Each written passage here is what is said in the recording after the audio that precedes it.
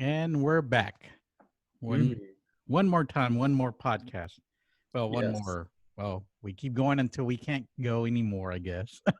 that's true. It's one gigantic marathon of nothingness. The Awaken Men podcast. We live in the void, we create as we go along, and we just keep building as we move along. Mhm. Building something out of nothing and nothing out of something. I don't know. I'm talking in riddles today. This is gonna Yeah, be a good day. you you're a riddle person today. Yes. Man. Well, I don't know what it is, but hey, I'm still continuing with the energy from last podcast, and it's like it's a blah type mood. And then the weather, I'm not big into winter weather where it's like so dark, and Oh I yeah. I like sun. Give me sun. Give me a little bit of heat. I'm in Texas. I want heat. Yeah. Texas is different. I'm in Colorado, so I guess it's Mm. usually sunny. It's sunny today. Yeah, you That's guys get pretty good weather. yeah. It's sunny. It's like the sunniest place, I think. Or close. Well, and it doesn't get like overly hot like over here. No, no, I enjoyed here a lot. It's the best. So what has been happening with you recently, Daniel? What has been happening with me? I mean, just riding this energetic wave of nonsense. I mean, it's been, I've pretty much for 2 weeks I've been working and sleeping and kind of just allowing myself to do that. And that's probably just the only way I could ride out this wave is like allowing myself to get that rest. And that's the message I've been receiving for my guidance was rest, rest, rest, rest. And I'm glad I did because Well, I I've feel been much trying to better rest. now. I've been trying to rest. Come on, cat. Hold on. I've been trying to rest, and it just hasn't worked. And it's like I need to do like a 2 hour meditation. Usually, those kind of clear up all my weird energies because I usually do like about 1 hour meditation in the morning, and that's what it is. I think that's what I'm gonna just sit down and do like a 2 hour meditation tomorrow morning and just kind of clear this funk out. Yeah, I think yesterday I couldn't even get out of bed. It was like an energetic thing, and it was like Mhm. just rest and rest, and then I felt all of a sudden I pulled myself out of it and Mhm. giving myself a break and yeah, just kind of prioritizing. Like when I'm Mhm. in this mode, I just like I shrink my life, and lately I've been have forced to say no to a lot of things. Like if they Mhm. don't align, some reason I'm getting a lot of options and then I'm having to say no to most of them. I don't know if I just said yes to everything before, probably a lot more, but I just whatever, just and it's weirdly is by saying no, it's increased my abundance, it's increased my energy. It's a weird thing, but it It makes really it is. makes sense because you're really picking and choosing what's best for you. Yeah, and I think that's where I always believe that the universe gives you what you're needing at the time. And I think like my right now, some of my IT business is really slow. I have some slow pays and some of my clients, and so I always take these times to actually use them to go inward. And sometimes I forget that part. Like even just saying it right now, it's like I just realized that's what it is. It's like I haven't gone inward and really looked to see what the universe is bringing for me because I'm working on a lot of new projects right now, and I just need to focus on that. So thank you for that. You really helped me right now just by saying that word focus. It's like, oh yeah, that's what I haven't been doing, young man. Yeah, I don't like the word busy. I like slowly have reframed that to focused. It Mm-hmm. feels better because there's just sometimes your life you have to be focused, and it's just Mm-hmm. like your space in life is smaller. But that word, it's like okay, I'm really focused on a because on a law of attraction like Abraham Hicks thing Mm-hmm. like or whatever, you have to focus on one thing to get that, Yeah. and it's I like that word makes it feel like my mind is more important than what I'm doing. Like busy is like I'm busy, right? With Hmm. doing, but really my focus is that means like, an NFL player would be focused. Like they're in the NFL season. They're not doing Yeah. anything but football, right? They're playing football, they're resting. Like everything's about that. And we in a society don't think that's okay, but that's actually what the best people do. They're very focused on that thing and they get that down. Yes. Definitely something like that would help. It's the the focus for me is it has a tendency of kind of I get so caught up in the word busy. It's like, oh, I'm doing busy, and we talk about everything that we go through here, you and I, and I just want to make sure everybody knows we go through it too, and I'm going through it right now. It's like, so I caught myself doing that. It's like, oh, I'm really busy, but I'm not doing a single damn thing that's productive, I guess, because I just stay busy. So I bust myself, especially in conversations like this where it comes out and it's like, wait a minute, I am just kind of lollylagging around. It's like I'm not being very focused. Mm. So, No, I think it's important, especially with the mind. Like I was playing with this last night when I couldn't sleep, and like I realized how my mind just like scatters so easily. Like I mm-hmm. was focusing on the moon, which is I pulled that card, which is weird, but and I was like focusing on the moon because it was so beautiful, and it felt, and I was trying to like focus on that picture in my mind, and it kept on going different directions. Like I'd watch my mind like try to go Mm-hmm. over here and here, and I was like, no, let's go back to the moon. And I guess that was a meditation that I was making up in my Yeah. mind, but I was like, wow, like that training's important because if we were able to focus our intelligence on something, we can actually create that thing Mm-hmm. into Yeah. physical reality. Yeah. And it's interesting because full moon for me really does affect me. And, that was one of the other things I woke up to this morning. It's I go, God, why is my brain so scattered all over the place?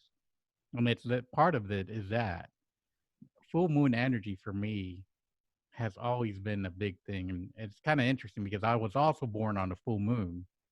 So I, Mm. I guess it just kind of adds to the energy to really rattle my cage at times because whenever I'm kind of taking it easy when the full moon comes around, it just rattles my cage and it really forces me to go inward in a lot of things. Kind of crazy. Mm. No, it definitely has an effect on people. There's no doubt. I know I stay up more during the full moon. My schedule will Yeah. shift. So I was working later at night and I was like, oh yeah, it's a full moon. Um, which just makes sense. You'd be more like awake if you lived in nature. So it's kind of like I switch my schedule to, you know, function with that. And Hmm. then we'll go back to the normal schedule again. But I Yeah. have a flexible schedule. So I guess it's easier for me to create around what's happening in the celestial realm. Yes. Some of my stuff is flexible, but right now it's like because of the way everything's happening, it's like I'm having to stay on a schedule. And to me, schedule is oh, it just drives me crazy. I think that's the other part. I'm having to be on a schedule because I'm trying to look for more business and drumming up, especially like with IT work. If I'm trying to do IT work, then I have to be on schedule with the business hours.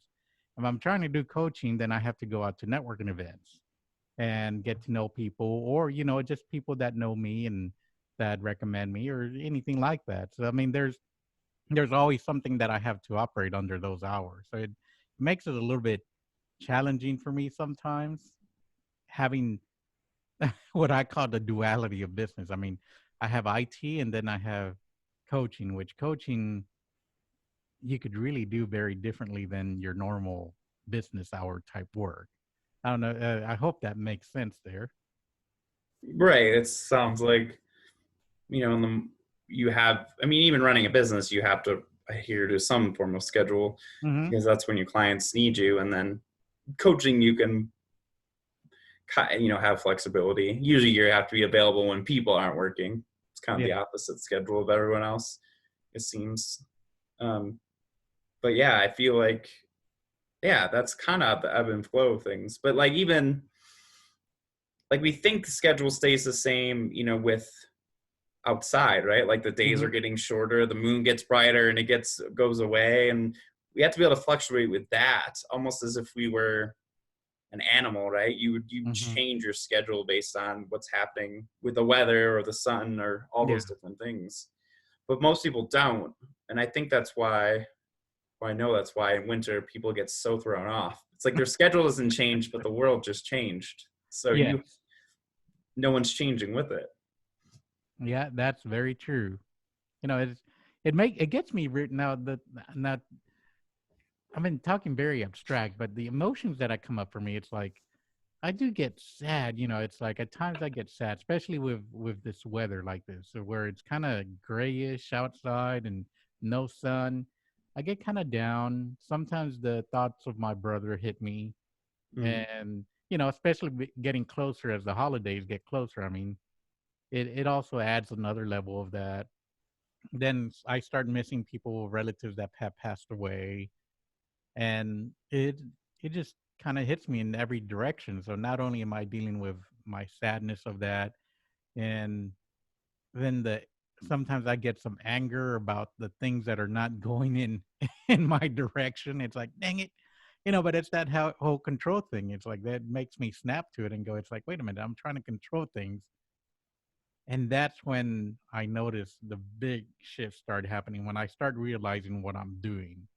So the moment I start controlling something that the universe is trying to throw my way, obviously the universe has its plan of how it's going to go, and I can't really control the way things will go. And that kind of makes me feel more at ease. It gives me a peace, I guess, when I finally figure that out. Right, because kind of control reality is really just impossible. There's Yep. just too many moving pieces, and people do it. They want to control like their lives, and like if it goes fast or it goes slow, or that would be like trying to control if the moon is full or not. Like you're Yep. instead you flow with. It's like okay, it's for me, if I'm Ubering and it snows, all right, I'm probably working a lot today because this is where it's lucrative. And then, Yeah. okay, now I'm not. Okay, it's not busy. So now I'm going to just chill, like instead of fighting it. And that's what we do so often. And that just drains our energy. And then Yeah. we don't have energy when we need it because we're trying to push things when it's not time. Yeah. And you hit on something really, really also. Like we talked about, a while back about how forgiving somebody kind of just lifts the weight. Control is the same thing. Control is we're trying to expunge all this energy, like you said, to try to make it go our way. And God, that's so exhausting. Yeah, definitely. And really, forgiveness is releasing control of the other person. Mm-hmm. I mean, really, you're like, I wish the person acted differently, and that's legit. I'm not legitimizing people. I'm Mm-hmm. legitimizing people's trauma because Right. that happens. But really, what you're doing is saying, I want you to change or wish you were different in that moment. Then I would feel better, and it's a weird form of control when Yes. they were the character that needed to play that certain role in that certain moment to make your story go a certain way. Yeah. There's a book. I don't know if you read it. It's a Little Soul in the Sun, Mm-mm. and it's basically a book that talks about. I'm trying to remember who does that book. But anyway, the book talks about it's two little souls in heaven, or wherever, whatever belief system it is you believe they are. So they're speaking to each other, and the one the one soul there is talking to the other soul, and it's like, why are you gonna be the bad guy? It's like, what? Why are you gonna be the bad guy when we come back? And the other soul goes, it's like, how else are we going to learn about what's good, what you need, and unless I have to be the bad person sometimes, so you can learn from those incidents. And whatever bad connotation you put to it, it's like it brings a very valid point about it's the other people that we think are being against us or annoyed by us or whatever. They're there, their soul is giving us a lesson just by being the aggravation, the anger, the sadness, whatever it is.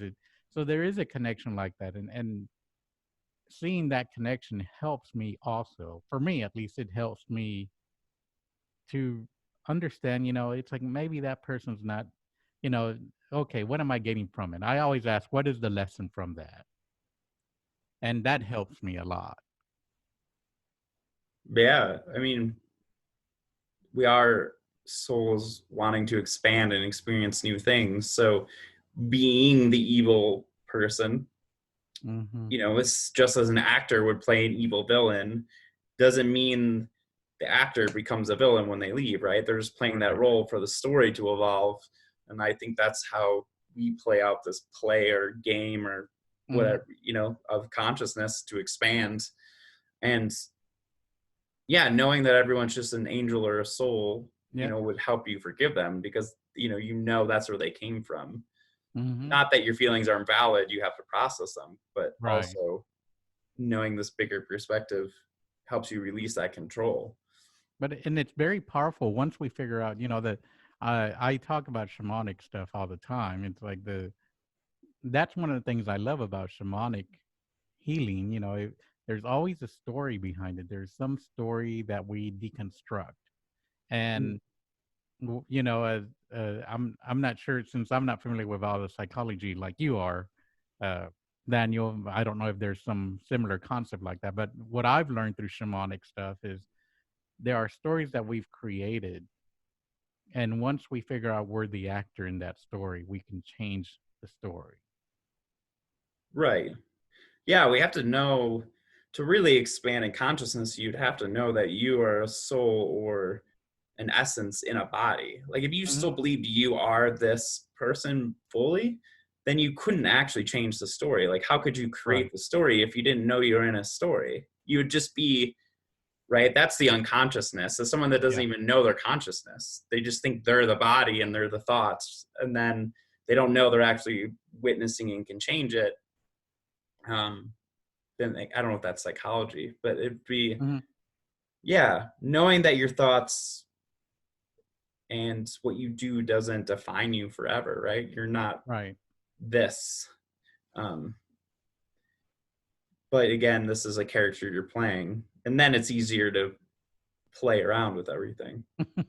Yeah, it makes it easier. I mean, for me, it's every time and I get sucked into it, because we're always moving. We're either doing something, or if we're not listening when to slow down, we're moving, and we're fighting all that energy of when your soul's telling you should slow down, and we go, no, no, I should be moving. That's some energy right there. And for me, it helps when I start seeing the story. It's like, oh, wait a minute, why am I doing this? And sometimes it's because I'm running away from an emotion I don't want to deal with, or it's sometimes a memory that I had forgotten. It's like some of the stuff right now as I'm talking about this, I'm remembering a lot of the events when I had my brother. It's I remember it's like his laugh, and I remember a lot of the things about him, and it's pretty powerful because it's I noticed I've been putting myself, like, just talking out loud right now. It's like I'm noticing I've been keeping myself busy so I wouldn't deal with those thoughts. And they hurt. I mean, I can't lie and tell you, oh yeah, everything is gonna be hunky dory. And I mean, I still feel it. I'm still human. I am a soul having that human experience. So why not allow that emotion to come through? So Hmm. and that's why I love doing this podcast with you, Daniel, because in our conversations, it just opens me up in some way. And I might reveal something here, like right now, what I said about my brother and his memories. And while I might not be dealing with everything right now as we're talking, as we move through this, even when we finish here, it's like I'll probably sit down and deal with that emotion also. I'll probably journal a little bit, or who knows, maybe I go drumming, or I have my drums and my dids that I actually do some things or meditate or something. But something to allow that energy to move through me, because I really am a big believer that energy can move through us. We just have to allow it to move through us. Hmm. No, definitely. I Mhm. mean, if you're feeling a certain emotion, you'd be in denial. You basically be lying to yourself if you didn't let Yeah. yourself experience it. And then you can move through that and then move forward, Mm-hmm. which is say you're doing. And then, it's just us. It takes us being conscious enough to know, yeah, when to stop and feel the emotions, or when we're building our lives back up and we're just need to be focused, or, every moment I think has a different um, move to make. I think of like a video game or even a board game or chess or whatever you want to do. Like there's every different moment requires a different move. Yeah. So a lot of times people think, oh, it's just this or just this or just this, and I just focus and I just push forward or I just meditate all the time. But it's all this. It's always a kung fu match with Yeah. yourself, really. Yeah. It's I like that. It's a kung fu match. I think you had it right on. That's pretty good because that's how it feels for me right now. It's like I'm trying to feel the emotion and also, and some of these emotions it's interesting because for me, as I come up with the emotion, it's like sometimes the way I was brought up, it's like my emotions were very closed. So I never really expressed emotions. One of the things that I have had to learn through my healing process, my awakening or whatever you want to call it, Sure. is learning what emotion that is. Like for a while there, I didn't realize what anger felt like. Mm-hmm. Or let me rephrase that. I didn't know what anger was, healthy anger. I only knew what bad anger was. And I thought and what I did, I put all of anger in that one box. And then I realized, oh no, there's a healthy way to display anger. Or there's a healthy way to display sadness. There's always those ways. And I had to learn how to deal with that. And even then I had to learn what emotion I had because I hadn't expressed my emotion. So I'm still having, and it's layers. I get another emotion, and it's like it's if it's sadness, then I finally learn. It's like, oh, this is sadness. But as the layers get deeper, sometimes for me, I still have to go through the process of discovering what is that emotion I'm feeling. Mm-hmm. Definitely. I mean, emotions can be complex. They can be Hmm. multiples at the same time. And yeah, and being able to name the emotion, I think, is important because it kind of Yeah, gives you a validity. Um, yeah, I know for me, every emotion's layered anyway. Like anger hmm, is, the surface emotion, and usually there's emotions under it. yeah, That's how it works. Um, but being able to just, yeah, dive into yourself and ask yourself and go through those emotions and finding someone that can help you do that or doing it hmm, yourself, whatever works best. But that just helps it flow through. yeah, And there's so many people that just, one, our parents neglected our emotions, so that was our example. The emotions don't matter, getting stuff done matters. For most of yeah, us, that is our abuse pattern, is neglect. So we have to sit with our emotions because we have to be the parent to ourselves that isn't neglecting our emotions. But yeah. look how many people are workaholics. I can fall into that, or go party and do Here, stuff constantly. So then they don't have to feel those emotions. But basically, you're neglecting that inner child. And I can tell you from mm, experience, once you go into that inner child, all your dreams will start opening up for you. It's mm, really weird. It's like they hold the key to all the things you've really wanted. And until yeah, you go down that path, you're never going to get it. yeah. I agree with that. It's like what it wasn't it Freud that said once like the point at the trauma hits, that's usually where you stop growing. So if your trauma hit at 17 years old, then you'll stay at 17 years. And Mm-hmm. until you are able to deal with the trauma, then you move through and go older, or however you want to say it. But I think it was Sigmund Freud that actually said that. And Right. And it's pretty powerful also when you realize that because it is. It's like when we're doing inner child work, we're dealing with that trauma that happened at that age. And because that's what we remember. And then at that point, once we release that, it's like the weight of forgiveness. It's like the weight of letting go of people or whatever. It's like it's a burden removed, even if it's something very subconscious. It's a big one. Mm-hmm. Definitely. And I think we live in a world that, you know, like you said, if we're stuck in that trauma space, people are pushing forward to not deal with that trauma. And then when they do, their life actually morphs to what they want. And sometimes Yeah. what you want is not what you're pushing for, anyways. A lot of people that are very, very, and I've seen these people achievement driven or trying to run away from emotions just as Mm-hmm. much as people that are doing drugs are. So it's all these different ways we run away. And those are perfect, Yeah. as you said, but dealing that trauma helps us actually mature. So the Mm-hmm. real maturity isn't having a house or having a good job. There's a bunch of people that do that drink. I've met them that drink a bunch of alcohol and sleep with women and cheat on their wives, right? So, Mm-hmm. which is fine. You can do your thing, but actually dealing with that trauma is real maturity. And really, Yeah. what makes a man is a man that deals with their trauma, not a man that makes a bunch of money or has a bunch of stuff. Yeah, or a man that's macho that does this. It's like that stands, and either fights this or fights that. I mean, there's so many definitions about what a man is. I always like to say a healthy man. It's like a healthy man is expressive, believes in who he is, and knows who he is. I mean, and deals with things emotionally and talks about them. Because there's so much strength in talking about emotions. It's just kind of crazy how that has not been a quality for men. And I think that's probably the most powerful position that even female and male could be. It's like expressing what they're feeling, expressing what we're feeling.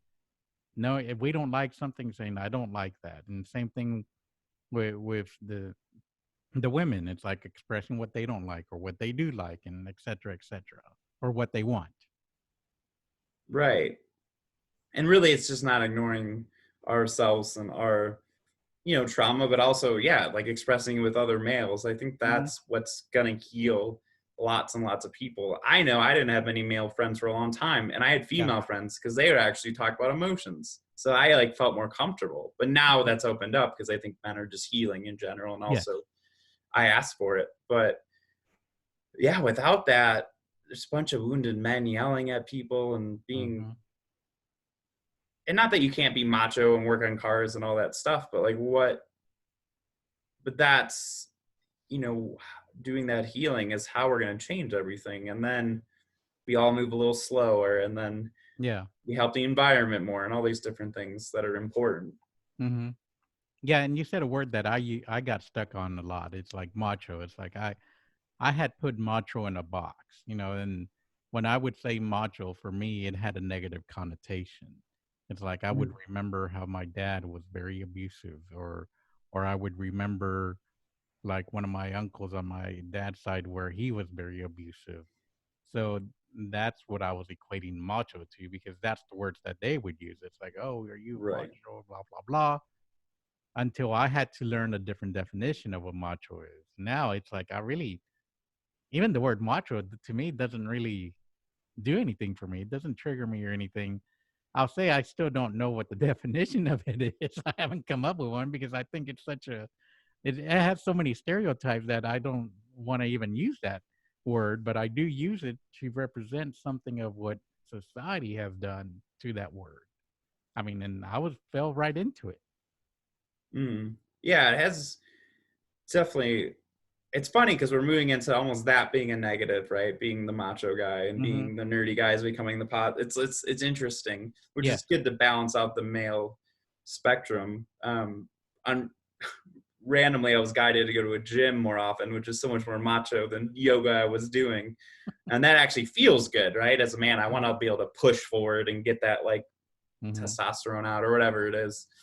Um, but it's interesting to kind of move into that environment and be me within it, right? Like a different, Hmm. and it feels good. It's like, oh, I can be in this space and still function and feel good, and Yeah. but still have that emotional aspect, which is again what makes us balanced. And I Yes. think that's always the key. Yeah, the balance is always a key. Like I talk about this also here, the where I grew up with women also, and it's I grew up with women where I lost my voice. So it's for me just having to speak up, even speaking up in this type of environment is something very powerful for me. It's very empowering, and it makes me feel comfortable with who I am. Being able to speak up in what I believe, to me, it's like it's part of my confidence, and it's different for everybody, but this is what allows me to have my comfort of who I am and allow that vulnerability, that control, and let loose of that control and just be open. Because I discovered for me, that's the definition of a strong male, strong man. And everybody has their definitions. And my definition is not necessarily your definition or our friend's definition or whoever, or girlfriends or whatever. So Mhm. whenever anybody asks me, because I have had conversations like that, it's like, so what kind of man are you? It's like, I'm a man that knows what I want and who I am. So that's what a man is to me. Right, definitely. I mean, I think, yeah, I mean, for me, a man, I think the responsibility is feeling those emotions. Hmm. I think a man to me is someone that's in touch with their emotions and their own healing, while at the same time is able to take action and do those things, but Hmm. has really done their own inner work and looked at their Hmm. stuff, which takes real, I don't even want to say courage, but it takes, Strength. that's more courageous to me than like, I don't know, climbing a mountain. Like that's cool. Like I like Yeah. climbing mountains and that's fun, but like dealing with your emotional stuff, that's, another level. Yeah. I've never done rock climbing. I've always wanted to do rock climbing. I don't know if that's the kind of climbing that you're talking about. I guess so. I haven't rock climbed either. I've done a lot of like hiking, but one day that might be a thing. Yeah. The one thing I never have done that I really want to do is skydive. Mm-hmm. So I haven't done that, and that's on my bucket list to do a Well, skydive. let's do a skydiving date because Yeah. I've never done it either. Yeah, that'd be fun in Colorado. Jump through somewhere around the mountains there. I don't think you can. No, I don't mean onto the mountains. I'm saying Oh, like, if you know, I think they're always in fields. yeah. I don't think they're skydiving into the mountains. That'd be a little dangerous. Oh no, hell no! I wouldn't even go for that. It's like there's stupidity and then there's courage. Right. Uh, That's true. yeah. How do we get into that topic? Anyway, but it's been very helpful for me. I mean, even right now, talking about how I feel about all this stuff, it's like it's moving me through the funk that I have, and that's what I hope people are getting out of our podcast here.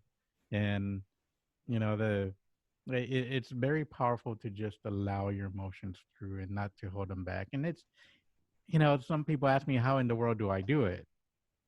The only thing I can tell you is I have to allow myself to do that. And I can't even describe how it happens.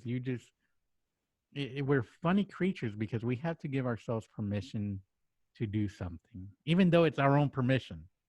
And it's Mhm. hilarious to me. Yeah, I mean, yeah, it's like giving yourself your own. I mean, Bashar would say permission slip, but like that, if following your high excitement, what's your permission? Like, how do you do that? Do you stop and ask yourself what's your highest excitement? What's how do you choose which direction to go? Like, do you give your permission to follow that Hmm. path that actually feels good? Or are you doing what you're supposed to do, right? Like, so, Yeah. um, but giving yourself permission to, for me, feeling my emotions is exciting. Like, the more Yeah. I uncover about myself. So to me, it's like studying myself by sitting with myself. Like, it's an exciting endeavor. Sometimes it's not, but I mean, I get excited to meditate and sit and do nothing. Yeah. And what's funny, it's like we're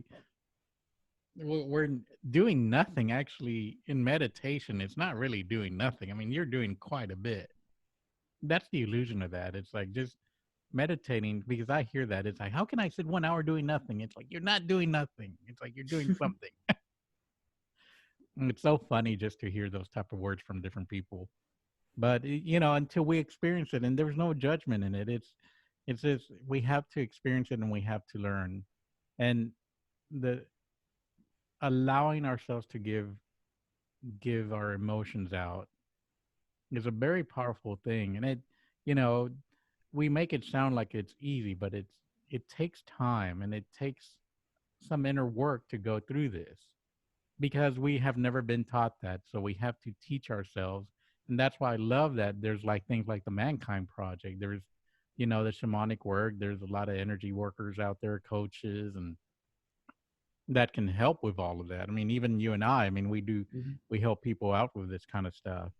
And it's nice to be able to have that resource because at least for me, over here where I live, it's like it was very hard. I felt very alone, and there wasn't anybody here. It's like I was one of kind of the first to be around this general area to do some of this inner work. It's kind of scary being by yourself, but I moved through it, and once you move through it, it's very nice feeling. Mhm. Definitely a nice feeling for sure. Well, are we Yep, we're ready wrapping to it up. wrap it up? I Yeah, felt it. very good. I love it when we're in sync. We're So, what's your challenge, Mario? I'm gonna put you on the spot this time because That's cool. For me, when I love how we always talk about emotions. When you feel an emotion, especially anger, if you feel angry, I want people to kind of stop and not even feel the anger first off, allow it, but not look at what you're angry about. Kind of go deeper and go, it's like, because to me, it's like anger has usually revolved around fear. So why not look around? Is there something you're fearing, or is there something you don't want to confront? Is there something because you're angry about this or that? Is there what emotion is behind that anger? Because there's usually another emotion behind that. And I challenge people to go into that. And how you get there, journal, uh, meditate, do whatever, ask people, and come on, kitty, ask people and do whatever you can do whatever meditation or whatever works for you. Mhm. That's my Yeah, challenge. definitely. I mean, anger is kind of a red flag 'cause there's something deeper, and when you get to it, it's like finding a prize. Yeah. It's gonna tell you something to do that's amazing. So, And it'll be a weight lifter, trust me. So if you can do that, take a minute or two, and the mind process is so fast that we think that it's going to take forever, but if we just sit with it, it'll come. Thank you, definitely. everybody. Thank you, Thank Daniel. you. Uh, Everybody, subscribe or share our podcast, and we'll see you next time on exploring. We'll see you next time on the Awaken Men podcast. Yes.